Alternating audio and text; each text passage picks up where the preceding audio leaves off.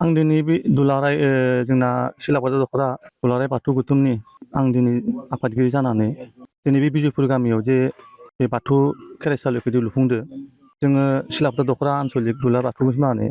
बेखौ आं जोबोद गोजोननाय मोनदों आरो बे ओरैबायदि जायगायाव गोग्लैयो बे बर्डार एरिया हिसाबै बेयाव जुदिव जोंनि माहारिफ्रा एसेबां बुरजा गैयाबाबो हयथ' बेयाव खम सम न'खर दङ थेवबो बिथांमोना जोंनि बे बाथौ धोरोमखौ जोबोद गोसोखांनाय दङ आरो फोथायनाय दङ अननाय दङखाय बिथांमोना बेखौ बेयाव गायसनदों उनहालागै बिथांमोना सिबिगोन आरो सिबिजाथावथाव जायगाबो दिनै आं बेखौ बिराद गोजोननाय मोनदों जोंनि बाथौ धोरोमा गोदो गोदायनिफ्राय गोबां जायगायावनो बिदि जायगा मोनाखैमोन फोथायजायाखैमोन दिनै साथाम न'थाम न'ब्रै बा हयथ' खम सम न'खर दंबाबो दिनै गावनि आंगो बाथौ धोरोमखौ सिबिनो लुगैदो आं बेयाव जोंहा जोबोद माने गोग्गानाय दङ आं बेखौनो सानना लादों आरो जों धोरोमखौ फोसाबलांनायनि थाखाय जों बेखौसो लादो जे जोंहा मोनसे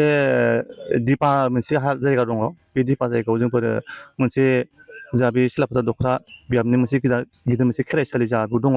बे जायगायाव जोंबो दा आर'ज लादो बे आर'जनि गेजेरजों जों प्रत्येकता गामिखौनो जोंनाव 28 मा गामि दङ बे गामिखौ जों गासैखौबो लिंहरो मासाव खेबसे लिंहरो हप्तायावथ' नङा बर्थमान मासाव जोंबो लायो मासाव लानायाव जोंबो बेयावनो गासैबो गामियारिफ्रा माबायदि खान्थिजों सिबिदो जों बेखौ बियामनि गेजेरजोंनो जों बिथांमोनखौ फोरमायहरगोन आरो लोगोसे जोंबो बेयाव थांखि लादो जे जोंफोरो दिउरिखौ जोंफोर मोनसे बियाबनि सासे दिउरि हिसाबै प्रत्येकता गामिनिफ्राय जोंबो दिउरि साफा सोनाय जागोन बेयाव बे आनसलिक जोंनि जेनाखि बियाबनि